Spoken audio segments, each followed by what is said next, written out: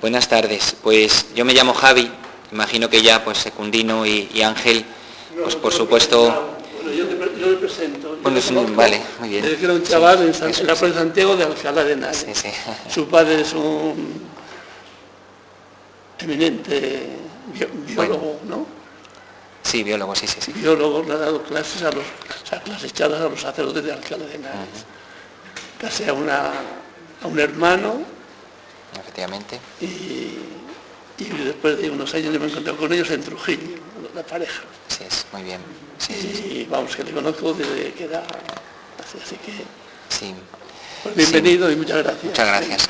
Sí, pues lo primero es daros las gracias a Secundino y a Ángel. A Secundino, pues como él ha dicho, yo le conozco desde que yo era chaval en mi parroquia en Santiago, en Alcalá de Henares, que él estaba allí de adscrito y de coadjutor mucho tiempo. Y Ángel y yo hemos sido compañeros también muchos años en el seminario diocesano, aquí en Alcalá. De manera pues que lo primero, pues dar las gracias a vosotros y al Señor pues por la ocasión de estar hoy aquí. Espero que demos las gracias, que yo sepa no enrollarme mucho para que al final demos gracias y no digamos qué pesado este cura que ha venido aquí a hablarnos. Y bueno, me comentaba Ángel cuando me llamó para venir hoy, pues que tengamos una pequeña reflexión acerca del sacramento de la reconciliación, el sacramento del perdón. Como sabéis, el Papa ha promulgado un año de la misericordia en toda la Iglesia católica en el mundo entero, desde el 8 de diciembre pasado, el Día de la Inmaculada, hasta el próximo día 8 de diciembre, que es un año jubilar. ¿Me escucháis bien los que estáis al final? Sí. ¿Levanto la voz un poco? ¿Mejor? Vale. Y en este año jubilar, pues el Papa ha querido que en el centro del corazón de la reflexión y de la vida de la Iglesia, pues esté la misericordia, ¿no? La misericordia que no es sino la acción de Dios hacia el hombre para salvarlo. El Papa ha redactado un documento muy breve pero precioso para promulgar el año de la misericordia, que es una carta que se llama Misericordia Vultus, el rostro de la misericordia en castellano, ¿no? Y en ella dice que cuando hay que explicar con una sola palabra cómo describe la Biblia el modo en que Dios se ha acercado al hombre para rescatarlo del pecado y de la muerte, la palabra clave con la que en la Biblia eso se expresa es la palabra misericordia. Es decir, si tenemos que definir de qué manera Dios se comporta con los hombres, pues esa manera como Dios actúa es la misericordia. Misericordia se compone de dos términos que proceden del latín y a su vez del hebreo, miseria y corazón, ¿no? La misericordia es aquella forma de actuar de Dios hacia nosotros por la cual pone nuestra miseria, nuestra pobreza, nuestra pequeñez en su corazón. De manera que no es solamente que nos ama y que nos da todo su ser, sin esperar a cambio nada, y gratuitamente hasta el extremo, sino que además nos ama en nuestra debilidad, en nuestra fragilidad, en nuestra pobreza, ¿no? Ese amor de Dios que se compadece del hombre porque lo ve débil, lo ve frágil, lo ve pequeño y pobre, nos ve heridos por nuestro pecado, y Dios se compadece de nosotros y se acerca a nosotros para rescatarnos, ¿no? Compadecer no es lo mismo que tener lástima. El compadecer, la compasión y la lástima son muy distintas. Dios tiene compasión, pero no tiene lástima. La lástima la tenemos nosotros cuando vemos en las noticias una noticia de alguien que está sufriendo, una noticia del tercer mundo, de gente que pasa mucha hambre en países muy pobres, y podemos sentir lástima como quien desde fuera escucha una noticia de algo que le viene de lejos, ¿no? Y es una lástima buena y es una lástima verdadera, porque realmente desearíamos que esa gente no sufra. O sea, no es algo malo tener lástima, Pero tener compasión es algo mayor y es un nivel mayor de acercarse al otro, porque precisamente es aquel que no solo tiene pena de lo que el otro sufre, sino que hace suyo el dolor del otro. Entonces es acercarse a esa realidad, a esa vida que se está terminando, a esa persona que está sufriendo, y hacer propio nuestro su dolor, cargarlo sobre nosotros. Y eso es lo que ha hecho Jesucristo, que ha cargado por nosotros en la cruz nuestra vida, con sus pecados y con sus rebeldías, ¿no? Toda nuestra vida. Jesucristo ha compadecido es decir, ha padecido con nosotros, ha sufrido con nosotros y por nosotros y en favor nuestro propio dolor y nuestro pecado, ¿no? Entonces Dios tiene compasión de nosotros, no tiene lástima, porque Dios no nos mira desde fuera diciendo ojalá no sufrieran, qué pena lo que están pasando. Dios viene a levantarnos para que ese sufrimiento termine, ¿no? Bueno, pues la misericordia es ese poner en el propio corazón el sufrimiento del otro. Por eso podemos decir que Dios nos ama con misericordia y con una misericordia que es eterna, ¿no? Esta misericordia con la que Dios ama al ser humano ha querido el Papa que sea el centro de nuestra celebración de fe a lo largo de todo este año. Un gran acierto en este tiempo en que vivimos, en nuestras sociedades modernas y europeas, pero también en las sociedades más pobres, porque el ser humano es siempre frágil, siempre estamos necesitados de Dios y tenemos que reconocer que no somos Dios, que cada día nos chocamos contra nuestros propios límites y que necesitamos de que alguien que puede más venga a salvarnos, ¿no? En el centro de este año de la misericordia el Papa nos ha regalado 2 ayudas para que lo vivamos mejor, para que lo vivamos bien. Una, pues quizá ya la hemos celebrado, aunque la podemos celebrar cada día. Si recordáis, el Papa propuso ya hace unos años, y ahora para este año de la misericordia y en Cuaresma ha querido que de nuevo lo vivamos, una jornada que él llamó las 24 horas para el Señor. En ella, pues el Papa quería que en todas las iglesias del mundo hubiese la exposición del Santísimo siempre en el altar, todo el día entero, 24 horas, y al mismo tiempo los sacerdotes estuviéramos disponibles para la confesión, para el sacramento del perdón, ¿no? Entonces, la Eucaristía y la confesión de los pecados, ¿no? Son los dos grandes cauces por los que a nosotros nos llega de manera directa la gracia de Dios, su misericordia.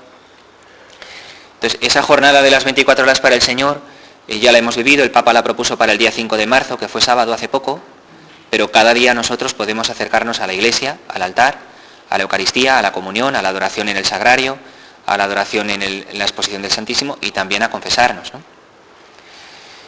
La segunda ayuda, además de la Eucaristía y la confesión, es las obras de misericordia, ¿no? Porque este año de la misericordia que el Papa ha proclamado no consiste solo en que nos fijemos en que Dios es misericordioso. Tiene una segunda parte que es que nosotros seamos misericordiosos como Dios Padre. Y el lema, si recordáis, es misericordiosos como el Padre. O sea que este año es una llamada fuerte para nosotros, para que nos dejemos hacer por Dios, para que podamos dejarnos hacer en el corazón, con la gracia del Espíritu Santo, un corazón como el de Cristo. Que lleguemos a ser misericordiosos como es misericordioso nuestro Padre, ¿no? Entonces, las obras de misericordia, las 7 obras de misericordia corporales y las 7 espirituales que la Iglesia siempre en su tradición ha atesorado y que el Papa nos ha propuesto como llamada fuerte para nuestra conversión y para nuestra vida diaria, que siempre es vida cristiana, en la que también tenemos que actuar hacia el prójimo como lo haría Jesús si fuera yo, ¿no? ¿Vale? Entonces, este es un poco el marco en que nos encontramos, el año de la misericordia, esa invitación a contemplar la misericordia de Dios y acogerla, y una llamada fuerte a que vivamos nuestra vida cristiana pues con más fuerza, con más viveza, con mayor autenticidad, con un deseo renovado de vivir santamente, ¿no? Y eso se traduce en los sacramentos, la Eucaristía, la confesión, en una vida de oración también que tenemos que cuidar, y luego en la vida práctica, pues en que practiquemos la misericordia con el prójimo, ¿no? Pues rezar por los vivos y por los difuntos, aconsejar al que lo necesita, enterrar a los difuntos, enseñar al que no sabe. Tantas y tantas obras de misericordia, sufrir con paciencia los defectos del prójimo, tantas y tantas ocasiones en las que al cabo del día tenemos la ocasión de actuar como lo haría el Padre Dios, en lugar de como nos sale a nosotros de pronto, ¿no? Bien, pues dentro del año de la misericordia estamos viviendo los días más grandes. Estamos en la Semana de Pasión, es la antesala de la Semana Santa. La semana que viene es la Semana Grande de la Iglesia, la semana en la que Jesucristo da por nosotros la vida en la cruz y resucita. Y dentro de la Semana Santa siempre conviene que de manera adecuada nos preparamos para vivirla, el sacramento del perdón. El sacramento del perdón, a su vez, es uno de los lugares fuertes donde el Papa nos llama a que en este año nos dejemos hacer por Dios, ¿no? En la confesión. Entonces vamos a hablar un poquito de la confesión. Vamos a intentar hacerlo tanto para los niños como para los adultos, para que nos pueda servir como una simple reflexión que podamos hacernos hoy. A lo mejor después va a haber tiempo para confesarnos también, si no mañana, en los próximos días. Es decir, cada uno se puede preparar. Siempre aconsejamos a los sacerdotes en nuestras parroquias, yo también lo hago, pues que preparemos una buena confesión para antes de vivir el Jueves Santo, el Viernes Santo y la Vigilia Pascual, ¿no? Bueno, pues la confesión de los pecados, ¿no? Entonces, vamos a ir primero a lo concreto, digamos, a las cosas de la confesión, pero vamos a ser muy prácticos, ¿eh? Vamos a compartir la experiencia cristiana diaria y no ser teóricos. Vamos a compartir nuestra experiencia cristiana, que es la de nuestra vida diaria. Entonces, dificultades que tenemos con la confesión, ¿eh? Preguntas que nos pueden surgir, que nos surgen a veces, y que a lo mejor ya tenemos respondidas. Yo, como no lo sé, pues hablo a todos y lo hago también con esa libertad, con el deseo de que pueda ayudaros. Y después vamos también a cómo confesamos los sacerdotes y cómo tenemos que confesar. El Papa, cuando en este año de la misericordia, pues ha querido instituir a una serie de sacerdotes en cada diócesis para que se dediquen especialmente a celebrar el sacramento del perdón y a hablar de la misericordia, pues nos convocó allí en Roma, y en un encuentro que tuvimos con él hizo una explicación preciosa de cómo tenemos que confesar, ¿no? Y así es como vamos a confesar los curas que estamos aquí, a quienes queráis acercaros hoy o en los próximos días, de tal manera que así podáis también, pues con confianza acercaros al Señor, que es quien se encuentra con vosotros en la confesión, ¿eh? Vale, entonces cosas prácticas. ¿Por qué el sacramento del perdón? El sacramento del perdón tiene dos cosas. La primera, la conciencia de pecado. Es decir, ¿qué es el pecado? ¿Qué es eso de que hay pecado? Eso es lo primero. Y la segunda, pero si Dios lo perdona todo, pues ¿por qué no me vale a mí pedirle perdón en mi casa y ya está? ¿No?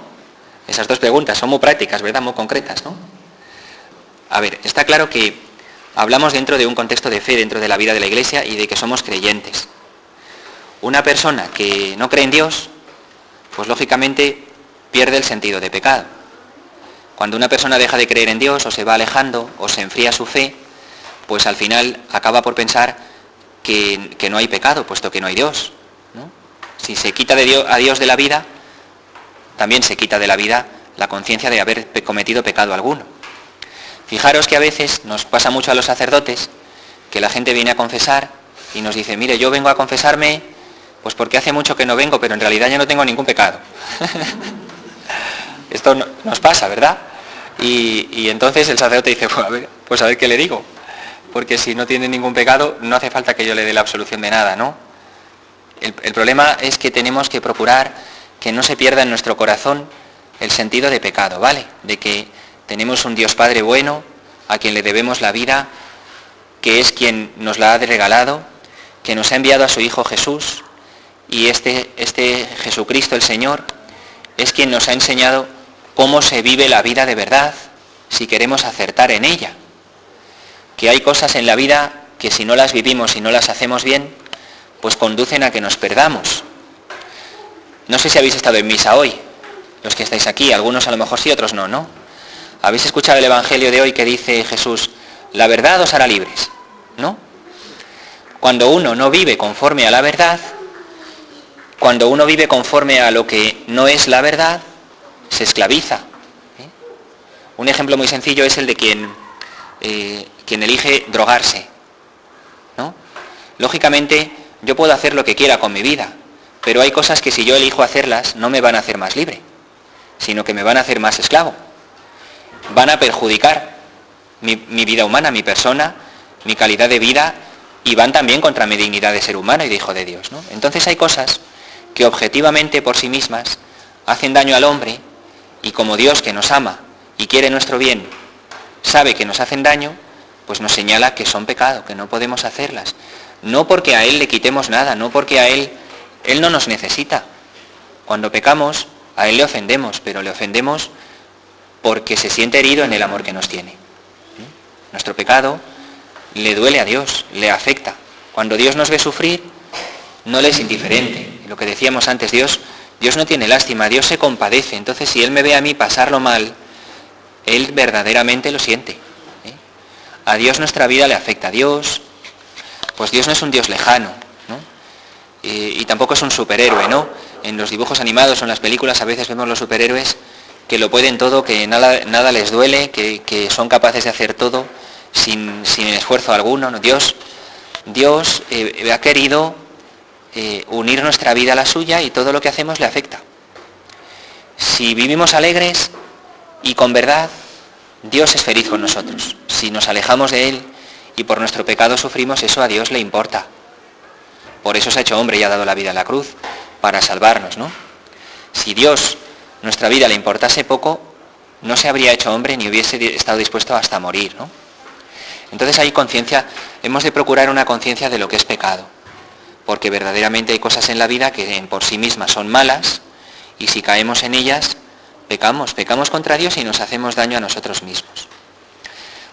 Por tanto, nos conviene, para que nuestra vida sea una vida libre, una vida más alegre y una vida más verdadera, no alejarnos de Dios, porque si nos alejamos de Dios perdemos la conciencia del pecado.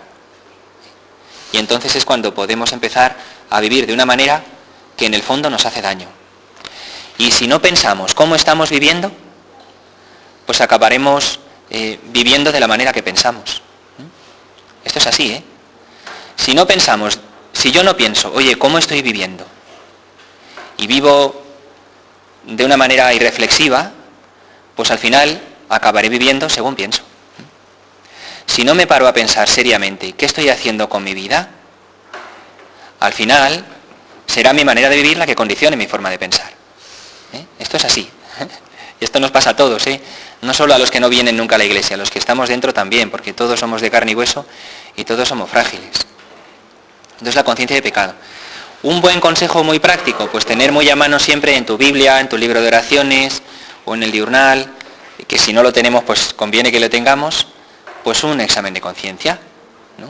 Porque ahí, que está muy a mano, que en internet hay muchísimos, pero también en los libros de oraciones como el Evangelio de cada día, pues ahí vienen al final, y repasándolo, pues yo voy viendo mi vida a la luz de Dios, ¿no? La conciencia de pecado, ¿vale? Eso es importante, ¿eh? No da igual todo lo que hagamos en la vida, no da igual todo. Y no estamos aquí a nuestro libre abandono, sino que estamos aquí puestos por un Dios que desea nuestra plenitud, y a Él es a quien nosotros nos debemos, y vivir conforme a Él, ¿no? Para vivir de verdad. Y luego, ¿pero por qué con un cura? ¿No? ¿Los pequeños ya os habéis confesado alguna vez? Sí, ¿no? Ya habéis hecho la comunión, ¿verdad? ¿O estáis en ello? ¿Por qué me tengo que confesar con un sacerdote? Si Dios lo perdona todo, pero yo no puedo entonces en mi casa cuando me levanto o cuando me voy a acostar ponerme de rodillas o sentarme en la cama y entonces decir, Dios, perdóname por esto y por lo otro. Si Dios lo perdona todo, me conoce, lo ve todo y me está escuchando siempre, entonces yo ya sé que mi oración le llega y como es bueno me va a perdonar, ¿no? ¿O no? Pregunto. Digo yo, ¿no? ¿Es así o no es así? Pues no es así. No es así. Bueno, vamos a ver, si es así que Dios nos escucha siempre. Sí que es así, por supuesto que Dios siempre lo perdona todo, si nos arrepentimos, ¿eh? Porque una persona que se niega a pedir perdón, pues Dios está con los brazos abiertos deseando poderle perdonar. Pero como Él no pide perdón, pues no puede recibirlo, ¿eh? El hijo pródigo en la parábola no pudo ser perdonado por el Padre Dios hasta que decidió regresar, ¿no? ¿Verdad? El padre estaba deseando, desde el día antes de que se fuera, el padre ya estaba deseando que no se vaya, al final se fue. Y cuando se fue ya estaba deseando, ojalá regrese.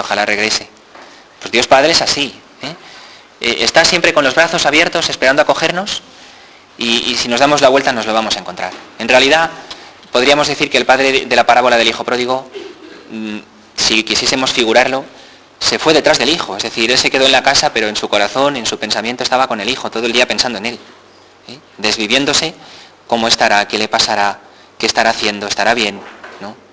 No se da cuenta, que se dé cuenta, ¿no?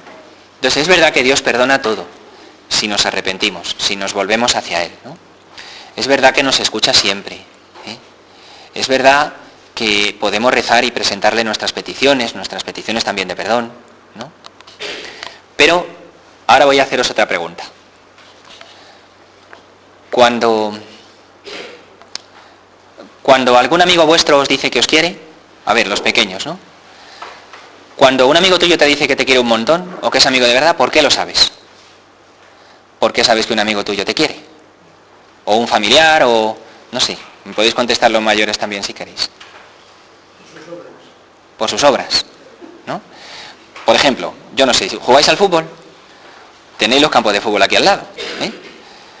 Te dice un amigo tuyo, oye, yo te quiero un montón, vamos a ser amigos toda la vida, pero nada de jugar tú con mi balón, yo solo. Y tú dirías, oh, pues cómo me quiere mi amigo, ¿no? Sí que me quiere, ¿no?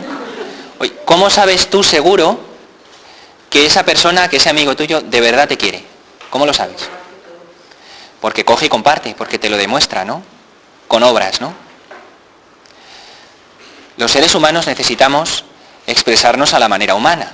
Entramos en relación con los demás, no solo con nuestra alma, también con nuestro cuerpo. Somos unidad de alma y cuerpo, ¿eh?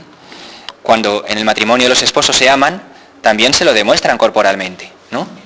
No solamente se dicen te quiero mucho, pero el resto del día ni nos vemos ni nos hablamos, ¿no?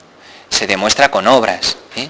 Se demuestra con un gesto de cariño, se demuestra con la capacidad de perdonar, se demuestra ayudando en casa, se demuestra encargándose de las tareas más complicadas del día.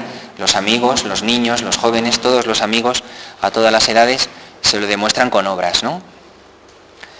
Siendo como estamos hechos nosotros, ¿cómo entonces sabemos seguro?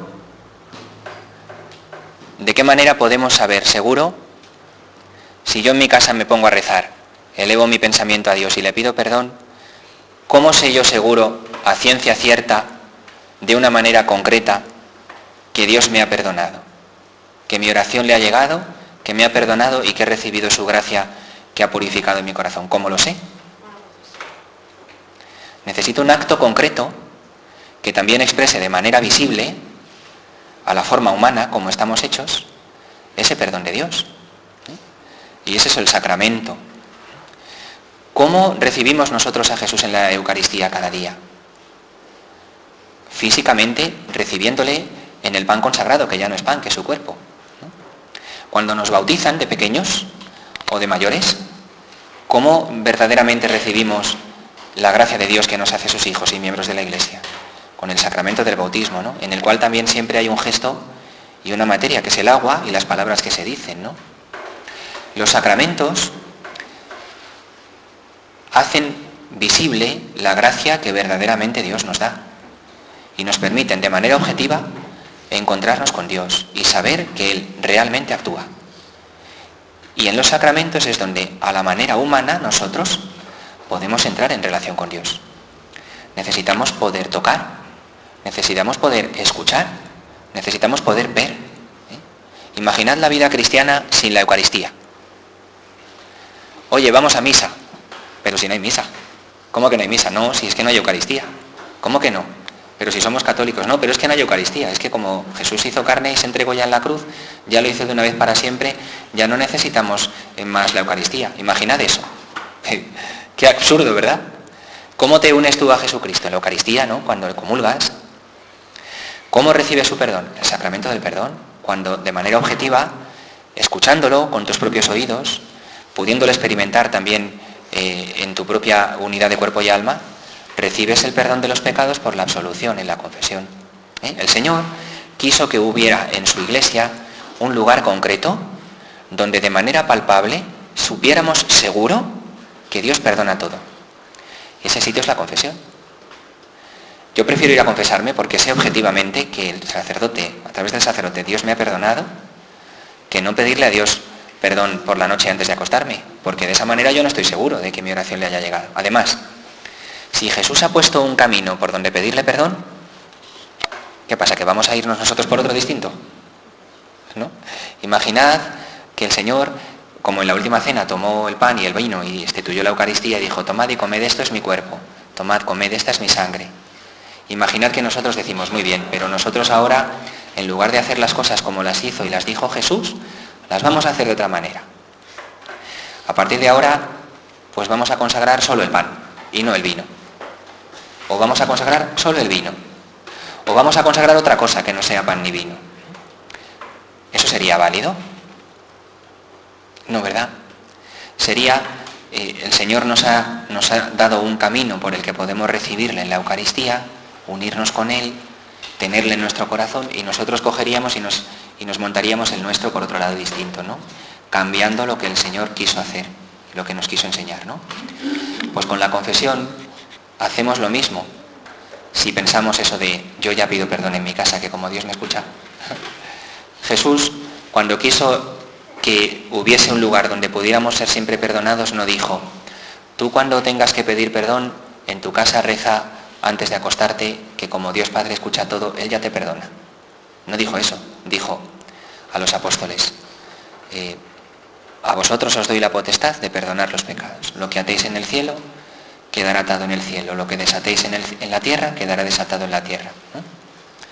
Y Él instituyó el sacramento del perdón y le dio esa potestad a los apóstoles de dar el perdón de Dios en su nombre, con la autoridad de Jesús, ¿no? Los apóstoles, a su vez, a sus sucesores los obispos, y estos hacen partícipes de esa potestad de perdonar los pecados en nombre del Señor a los sacerdotes. Desde el mismo día de la ordenación, cuando nos ordenan, entramos después en la sacristía recién ordenados ese mismo día, y en la sacristía el obispo lo primero que hace es darnos las licencias para poder administrar el perdón en el sacramento de la confesión, ¿no? Y para celebrar la Eucaristía, ¿no? Pues es el lugar que Cristo ha querido que haya en la Iglesia, siempre abierto para que objetivamente sepamos que hemos recibido el perdón. Entonces, por eso tenemos que ir al sacerdote. ¿Vale? Tercera pregunta. Vale, pero es que el sacerdote es igual que yo. Si es que es de carne y hueso como yo, ¿por qué con el sacerdote? Yo, vale, acepto que tenga que ser de este modo, pero es que el sacerdote es uno como yo. Pues sí, pues tenéis razón, hay que decirlo. El sacerdote es un ser humano como los demás, con sus pecados también, con sus fragilidades. Pero es a la manera humana como nosotros podemos, en ese diálogo que se produce delante del Señor, confesar los pecados. El sacerdote no es mejor. Yo me tengo que ir a confesar. Yo me confesé ayer, pues porque yo tengo mis pecados y procuro confesarme cada 15 días, ¿no? Por cierto, es una buena práctica confesar frecuentemente, con cierta frecuencia, porque nos ayuda a tener buena salud en el alma, ¿eh? ¿Cuántas cosas hoy en la tele? Cantidad de anuncios de cuide su físico, ¿no? ¿Eh? No sé qué dieta o alimento para poder adelgazar, no sé qué, la leche sin lactosa, las cosas sin calorías, tantas cosas, ¿no? Para que estemos en forma, ¿no? El deporte que es tan sano, que es necesario para que podamos tener buena forma física, hacer ejercicio, tantos consejos médicos, ¿verdad que sí? Y digo yo, ¿y qué pasa con el alma? ¿Cómo entrenamos el alma para que tenga el alma buena salud? Porque no solo somos cuerpo, ¿no? Somos también cuerpo, pero también somos alma. La medicina para el alma es la gracia de Dios. Y para que el alma esté en buen estado y goce de buena salud, el mejor cauce es la confesión de los pecados. Habéis visto los deportistas, ¿no? Los futbolistas, ¿de qué equipo sois, los pequeños? A ver, del Atleti, que ganó ayer ahí con el último penalti del Atleti. Muy bien, pues del Atleti, ¿no? Yo soy más del Madrid, pero bueno, pero vale, del Atleti. Entrenan todos los días, ¿verdad? Todos los días, porque si no llega el domingo y a las 4 carreras que pegan ya no pueden correr, ¿verdad? Los deportistas tienen que entrenar para estar en forma, ¿no? Y poder competir bien, ¿no? Imaginad a Ronaldo o a Messi, o a Griezmann, el del Atleti, que no corren, porque no entrenan. ¿Os imagináis que no entrenan en toda la semana? ¿Vosotros creéis que ayer hubieran metido los penaltis los del Atleti si no hubiesen entrenado? Seguro que se han tirado horas y horas ensayando penaltis, ¿no? ¿Verdad? Para que un deportista pueda competir bien tiene que entrenar cada día, ¿no? Oye, ¿y no es muchísimo más importante la competición de la vida real que cada día tenemos que afrontar todos? ¿Y para esa no tenemos que tener en buen estado el corazón? Para saber amar, para saber hacer lo que es justo, lo que es honrado, lo que es bueno, lo que agrada a los demás, lo que contribuye al bien. Pues tenemos que entrenar el corazón. Y para eso es muy bueno, cuando sabemos que somos frágiles y nos equivocamos y pecamos, pues en nuestra vida cristiana coger la costumbre de una confesión frecuente, por ejemplo, una vez al mes, ¿no? Porque así estás entrenado y luego llegan los momentos críticos y tienes mayor capacidad de sobrellevarlos, porque estás más en paz, más en gracia de Dios, más cerca de Dios, y Él te da más luz para poder actuar con acierto, ¿no? Bueno, pues ¿por qué con un sacerdote? Pues el sacerdote es un hombre como tú, como yo. Los sacerdotes somos de carne y hueso, nos equivocamos igual, tenemos que confesarnos también. Que una persona tenga que irse a confesar al sacerdote no quiere decir que el sacerdote sea mejor, ni el sacerdote ejerce la confesión desde arriba, como un ser superior, al contrario, desde abajo, como un servicio. Y sabiéndose el primer pecador y tiene que ser humilde, ¿eh? Entonces, ¿vale? Bueno, y luego, ¿cómo tenemos que confesar los sacerdotes? Y con esto ya me voy a callar porque ya llevo media hora. Y he dicho que iba a hablar 30 minutos y me voy a pasar un poco, ¿eh? ¿Cómo tenemos que confesar los sacerdotes? Pues 3 cosas, ¿vale? Voy a decir 3 cosas.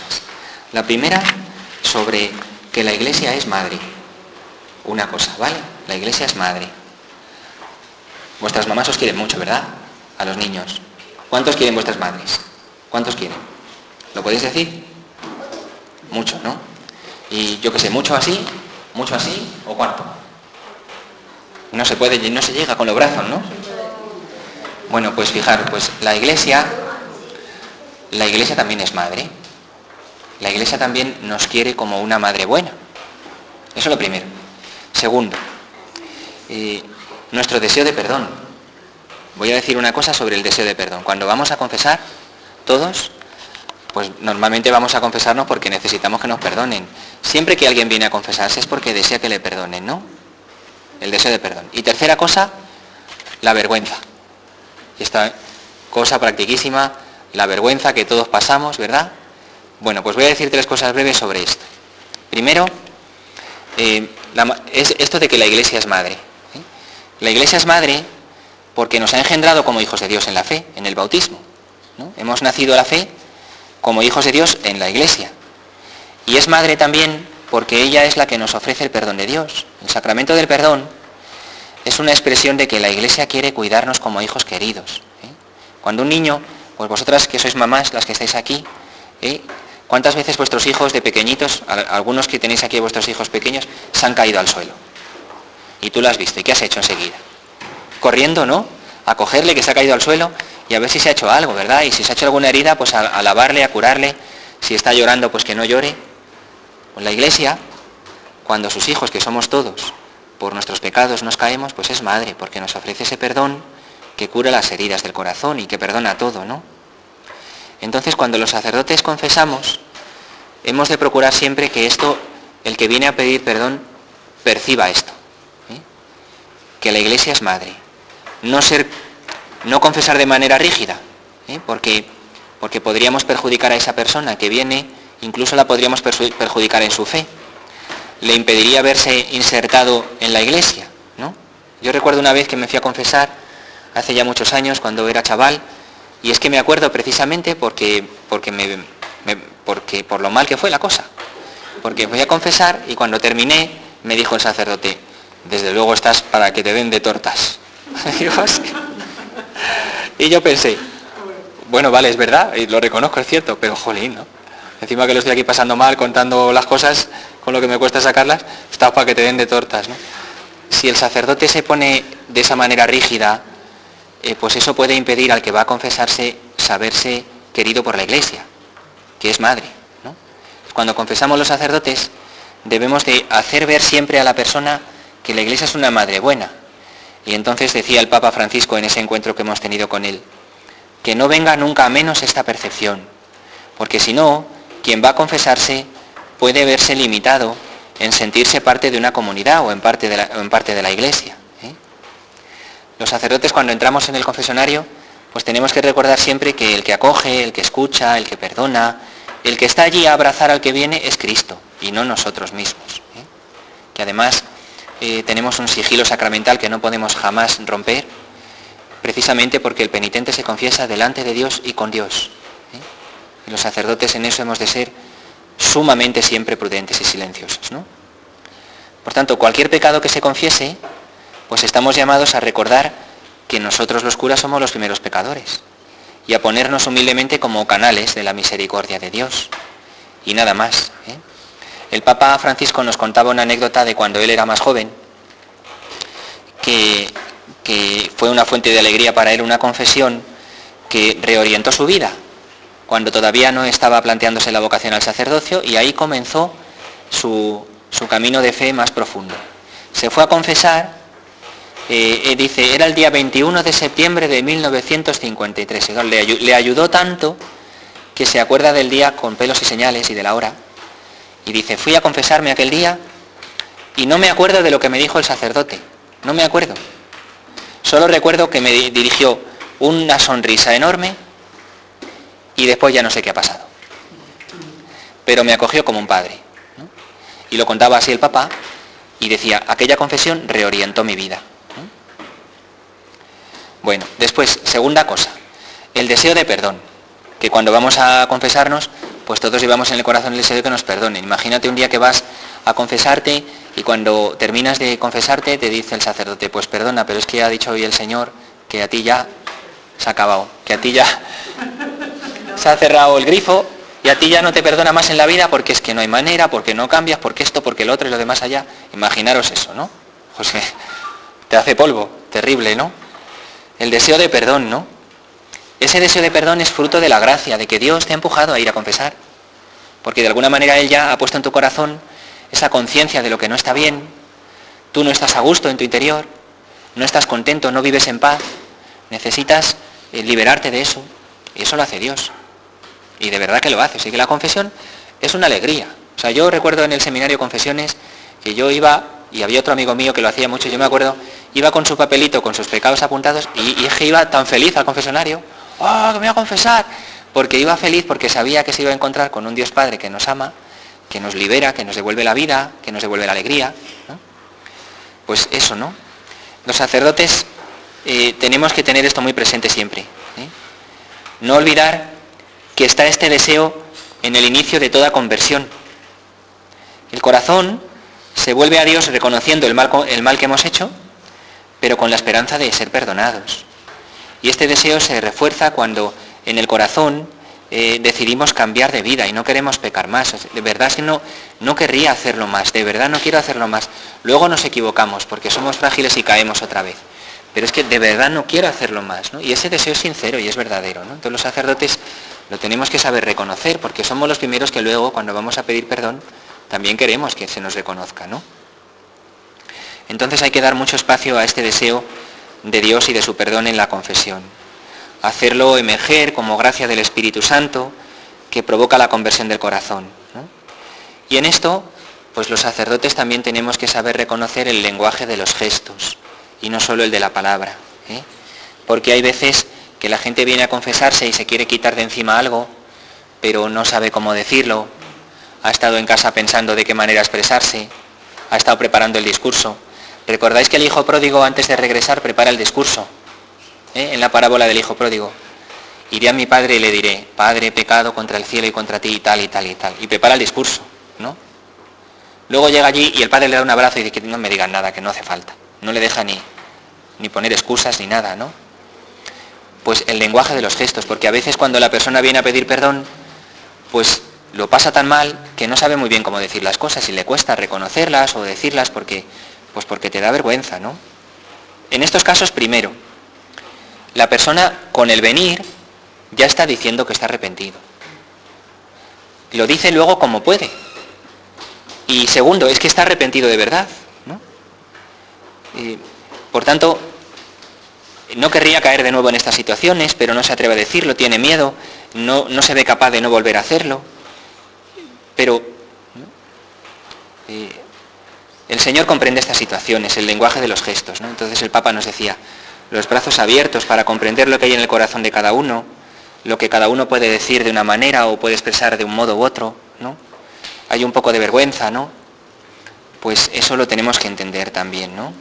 Y decía el Papa, nos decía a los sacerdotes, recibid a todos con el lenguaje con el que puedan hablar. Esto ya lleva incluido no hacer preguntas en la confesión. Con el lenguaje con el que puedan hablar. A veces vienen también a confesarse algunas personas y te dicen, Pregúnteme. Oye, ¿te imaginas poneros en la situación? Pero ¿cómo le voy a preguntar yo a usted qué cosas haya hecho? ¿Pero quién soy? La confesión es un lugar donde Dios muestra sus brazos abiertos para acoger al que se acerca a perdonar. La confesión expresa realmente lo que el Señor dibujó en la parábola del Hijo Pródigo. La confesión no es un lugar para ir inquiriendo a base de preguntas qué cosas ha hecho mal la persona, porque un diálogo inquisidor sobre preguntas que a veces pueden ser mal formuladas, pues no expresa ese perdón de Dios. No es el ámbito propio del sacramento del perdón el preguntar sobre el pecado, y menos aún preguntas que el Papa decía que pueden ser fruto de una curiosidad malsana, y lo decía tal cual así, ¿no? Entonces, recibir a todos con el lenguaje con el que puedan hablar. Y por último, 5 minutos, y ya con 45 minutos ya está bien, ¿no? Y estaréis diciendo, qué pesado este cura que ha venido, ¿no? 5 minutos para hablar de la vergüenza, y terminamos, ¿vale? La vergüenza. De esto no se habla mucho, ¿verdad? Porque como da vergüenza, pues no se habla. Sin embargo, es fundamental, porque esto lo pasamos todos, en unas cosas de la vida o en otras, con unas personas o con otras, ¿no? Más o menos, pero todos, ¿no? No es fácil ponerse delante de otro hombre, incluso sabiendo que representa a Dios, y confesar el propio pecado, ¿eh? Porque uno experimenta vergüenza por lo que ha hecho, tanto por lo que ha hecho como por tenérselo que confesar a alguien, y se pasa mal, ¿no? La vergüenza es un sentimiento íntimo que incide en la vida personal y que de parte del confesor, de parte del sacerdote, pues requiere tener muchísimo respeto y también ser capaces de animar con delicadeza a las personas, ¿no? Venga, pues tranquilo, pues el Señor perdona todo, pues tú ya sabes que es un encuentro de misericordia con Él, que Él te acoge sin reproche alguno, pues confía en Él, que Él te va a perdonar, con total respeto, ¿no?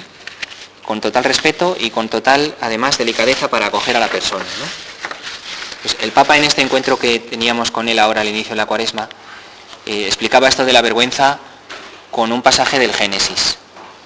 Hay un texto de la Biblia en el Génesis que habla de Noé. Noé era uno de los primeros patriarcas y era tenido por un hombre justo, ¿no? Un hombre recto, un hombre íntegro, que tenía una reputación intachable delante de todos, ¿no? Una persona de la que todos siempre esperaban lo bueno, ¿no? Un referente, ¿no? Pues Noé era uno como todos, débil y frágil como todos los hombres. El Génesis cuenta que un día él se emborrachó y en su borrachera quedó desnudo, tendido en medio de la calle. Imaginaros la situación. Una persona borracha durmiendo, porque ha quedado dormido de la borrachera, desnudo en medio de la calle por donde todo el mundo pasa. Imaginároslo, ¿no? Pero además imaginaros que es que esa persona es el gran referente para todos en nuestra comunidad, ¿no? Terrible, ¿no? Pues eso le pasó a Noé. Y entonces dice que sus hijos, cuando vieron lo que había ocurrido, viendo aquello, y dice el texto, para que no viniese a menos la dignidad de Noé, cogieron una manta sus 2 hijos cuando vieron lo que había pasado y acudieron corriendo para cubrir su desnudez y que nadie le viese en ese estado, ¿no? 2 de sus hijos cogieron una manta y lo cubrieron para que recuperase su dignidad de padre, ¿no? Este pasaje nos explica lo importante que es la confesión, pero la confesión es esto. Nosotros vamos pues con nuestra desnudez, con nuestra vergüenza, con nuestras cosas frágiles y con lo malo que hayamos hecho, y Dios viene con una manta y lo cubre todo, y es una manta de misericordia. Y no nos dice, fíjate qué malo eres, sino que nos dice, tú para mí eres mi hijo amado, y cuando te miro solo veo eso, ¿no? Y nos devuelve nuestra dignidad de hijos, y eso es la confesión, ¿no? Qué bonito cuando los padres, a sus hijos que se han equivocado, ¿no? Los papás también que estáis aquí, cuando les tenéis que corregir y sabéis hacerlo de ese modo, ¿no? Devolviendo la dignidad al hijo que se ha equivocado con la manta de la misericordia, porque es que así esto es lo que hace Dios, y esto es lo que debe ser siempre el sacramento de la confesión, ¿no?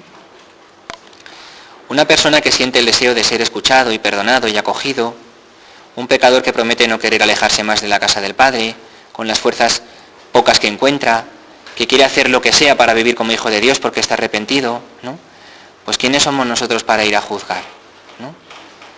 Estamos llamados, como los hijos de Noé, a cubrir su vergüenza, a cubrir su pecado con la manta de la misericordia, para que no se avergüence más y para que se acuerde siempre de que ante Dios Él solo es un hijo amado, que esa es nuestra verdadera dignidad, ¿no? Y decía el Papa, con la espada del juicio no vamos nunca a conseguir llevar de nuevo a las ovejas perdidas al redil, sino con la santidad de vida, que es el principio de renovación y de reforma en la Iglesia, ¿no? La santidad se nutre de amor y sabe llevar sobre sí el peso de los más débiles, ¿no? Y eso es lo que tenemos que saber hacer los sacerdotes, pues con compasión saber llevar sobre nosotros el peso de los débiles, ¿eh? Os he contado yo esa anécdota que me pasó a mí, ¿no? De que estás para que te den de tortas, ¿no? El Papa comentaba otra, ¿no?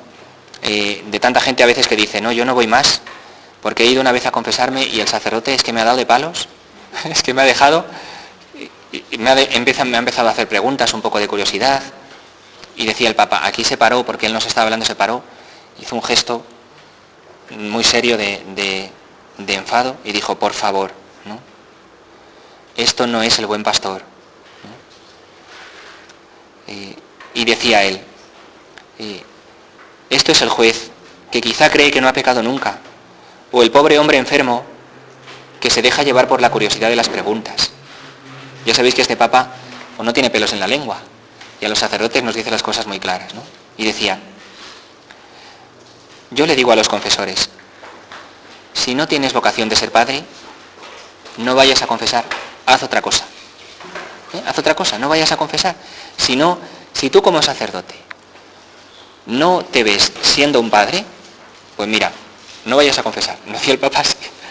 Cuando el Papa decía estas cosas, se produjo un silencio y luego un aplauso tremendo, porque estaba explicando cómo actúa Dios cuando perdona y cómo deben de actuar los sacerdotes en nombre de Dios, ¿no?